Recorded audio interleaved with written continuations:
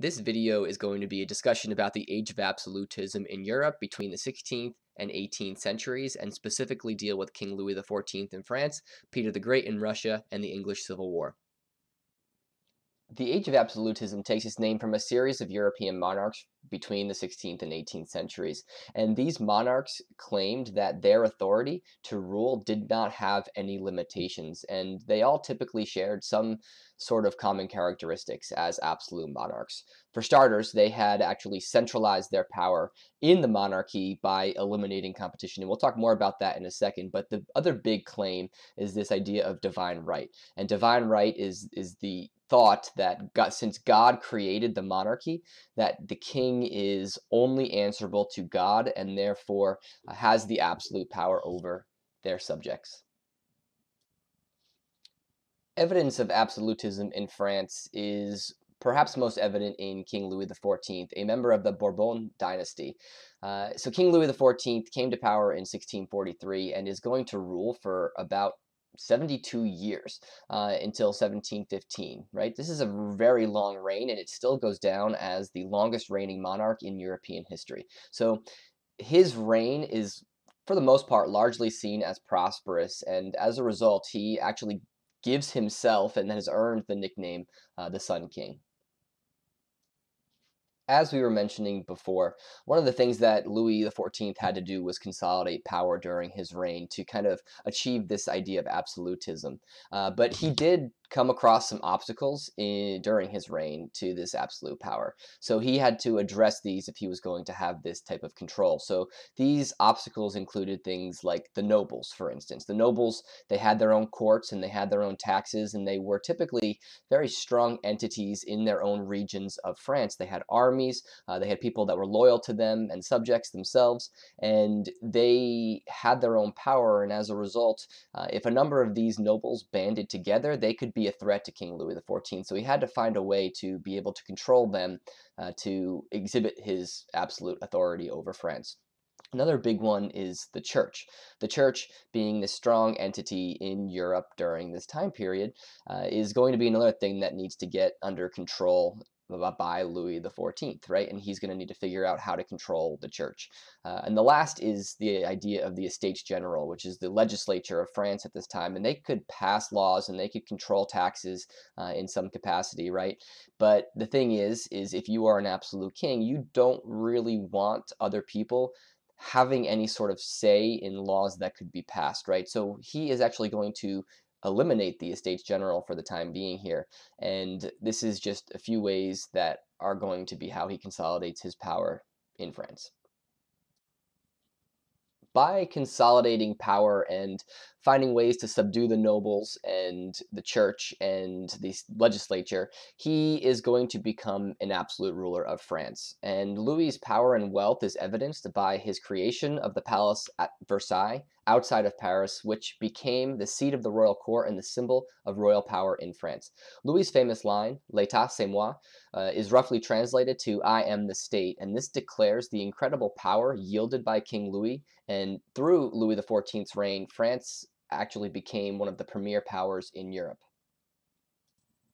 Here you can see two pictures or two paintings of King Louis XIV in all of his glory. Moving to Russia now, Russia was ruled by what is known as a czar, and the Romanov dynasty had come to power in 1613 and would rule Russia until 1918 and the Russian Revolution. Russia had closed its doors to the West and adopted what some would call Eastern ways. So when Peter the Great becomes Tsar in 1696, he looked to change these policies. And Peter is going to face similar obstacles as in France toward his absolute rule. Similarly to Louis XIV, Peter the Great is going to have to figure out ways to reduce the power of the wealthy nobles and landowners of Russia if he is going to be able to assume absolute control and absolute authority. Also, you're going to have to figure out the church in a very similar way, right? So Peter the Great is going to declare himself the leader of the church in Russia. And then lastly, he's also going to build a large army that's going to help solidify his absolute authority in Russia and also help expand territorially as well. During his reign, Peter the Great is going to travel west in what becomes known as a grand embassy, and he travels all throughout Europe, taking a look at the Western culture and Western ideas, Western technologies, and he ultimately liked what he saw. So he is going to attempt to bring a lot of these things back to Russia and is known for westernizing Russia, and largely by forcing Russians to adopt these Western ways. One of the major accomplishments of Peter the Great is to capture an area along the Baltic Sea from Sweden, and he's going to create the city of St. Petersburg as the seat of his power. The reason why having a city along the Baltic Sea is really important is because it allows access out into the Atlantic Ocean, and then from there you can go wherever you want, right? So when Peter the Great is going to build a relatively large navy in comparison to what Russia had before, this is going to be just a way to project Russian power throughout the world if they wanted to. So here is another painting of Peter the Great, again in all of his glory right there. This is a great map for a few different reasons. For starters, it shows Peter's route into Western Europe during his grand embassy to show the cities that he went to and where he found these Western cultures and ideas that he'd like to bring back to Russia. Otherwise, it shows the territories which Peter added during his reign, right? You can see a little bit there in the east by the Bering Sea, but largely the most important part that he's going to add is around the Baltic Sea there, where he's going to create St. Petersburg, which will be this port city that allows entrance into the Baltic and then out into the rest of the ocean bodies for Russia, which is extremely important on a global stage. So now we're going to move into the second part of this video, which is dealing with the English Civil War. As we've been talking about, absolute monarchies had developed throughout Europe following this 1500 or so mark. You're going to have more and more powers that consolidate within the monarch. And the English monarchy is going to have developed a little bit differently than the rest of Europe. The monarchy is going to have limitations based off of traditional English freedoms that they had achieved prior to this time period.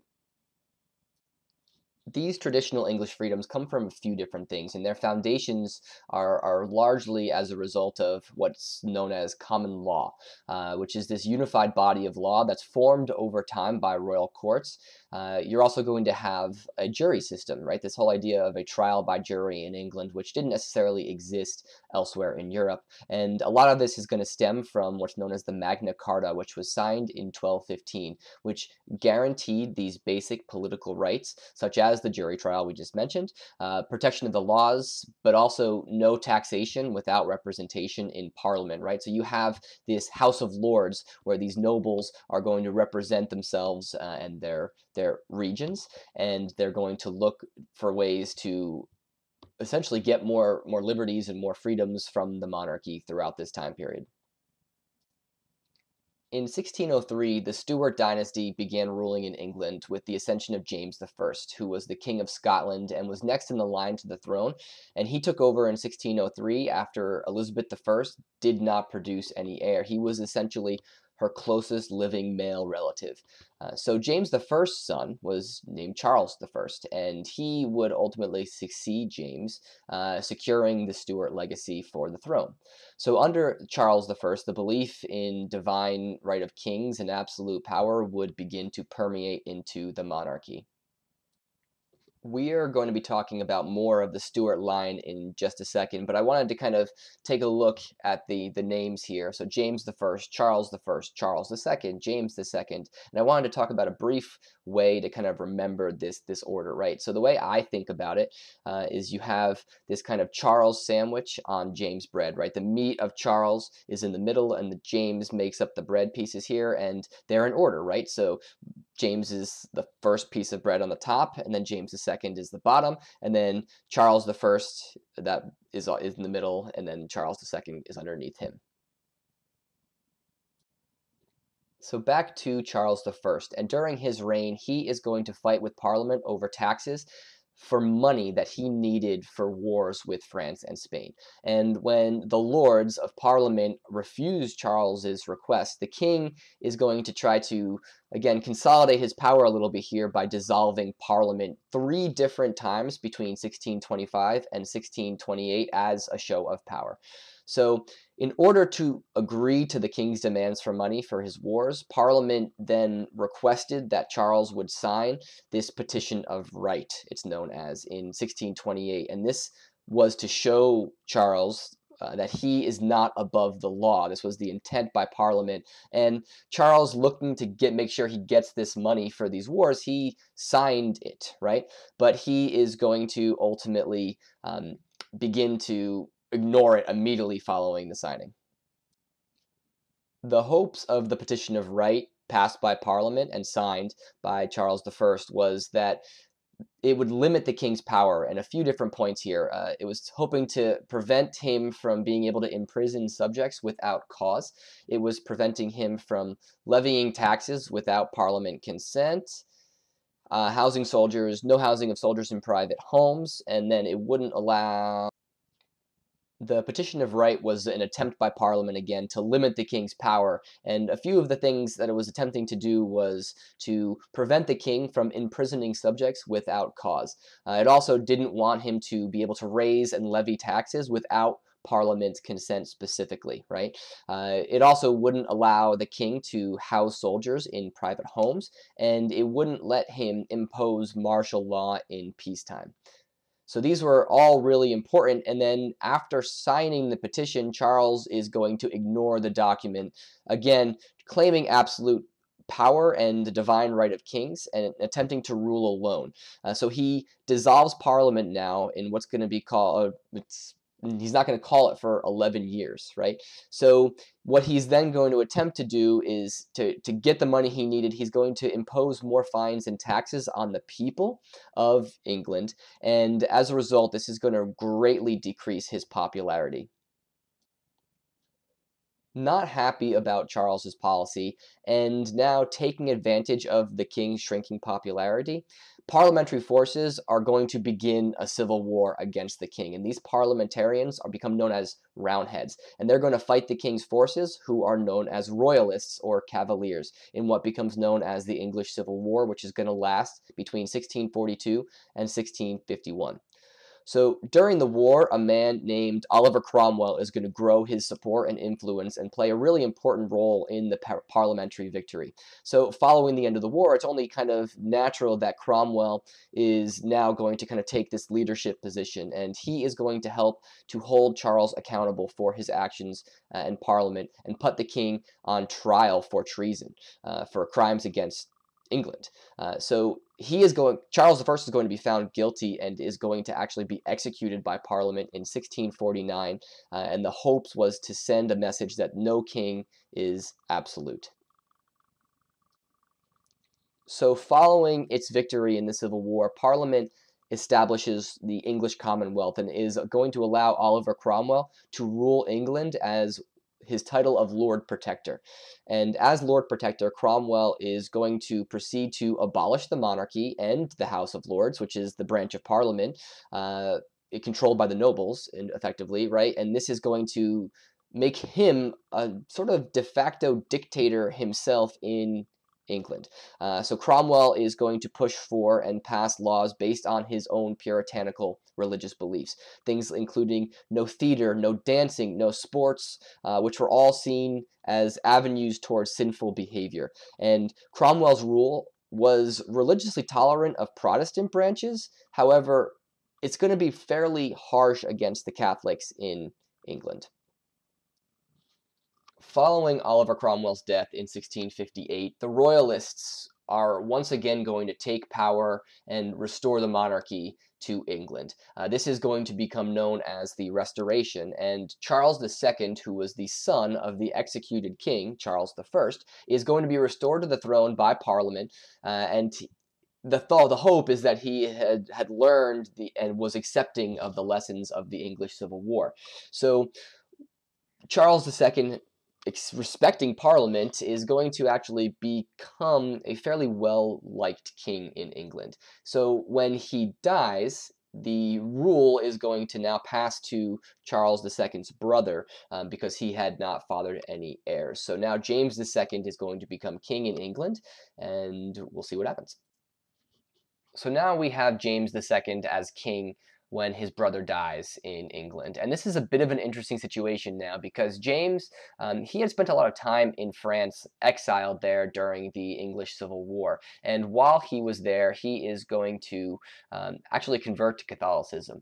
And therefore, when he becomes king in England, he is going to actually appoint a lot of Catholics to office. And this goes kind of contradictory to where England had been largely Protestant now, really for a while.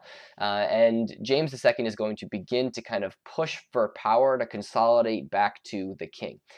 James is going to suspend laws, he's going to dissolve parliament, and ultimately he's going to be a very unpopular guy and king. So now looking at succession here, James had a daughter with his first wife named Mary, and Mary had been raised Protestant by her mother. So now with his second wife, he has a son who is actually brought up Catholic. And there is this resistance in England by Parliament and the Church, which had again become Protestant, to having a new Catholic line of kings. So this is going to lead to what's known as the Glorious Revolution. So in an attempt to subvert James's authority, Parliament is actually going to invite James's daughter Mary and her husband William, who was the Prince of Netherlands, to rule England with the condition that they must accept the English Bill of Rights and therefore a constitutional monarchy. So William and Mary had accepted the offer, and they are going to now lead this army to London, and James II is going to be forced to flee the threat to France, which is going to result in this bloodless revolution and is going to earn the title the Glorious Revolution. So outcomes of the English Civil War and the Glorious Revolution saw England becoming a constitutional monarchy and not an absolute one in comparison to other parts of Europe, right? So with the signing of the Bill of Rights, parliamentary power saw an increase in their power over the royal authority. Additionally, the development of political parties are going to become a thing during this time period, in particular during the Restoration. You're going to have now the Whigs and the Tories and their different political beliefs. And lastly, there was also an increased expansion of rights of Englishmen, right? Some of the provisions of the English Bill of Rights include things like the kings can't interfere with Parliament or making of laws. Parliament has the power of the purse. Habeas corpus is that no person can be imprisoned with being charged with a crime. Things like no cruel and unusual punishment. You're also going to now have no Catholic on the throne as well. You're going to maintain this Protestant line of royalty here in England. So that is the end of our sum up of absolutism, and until next time.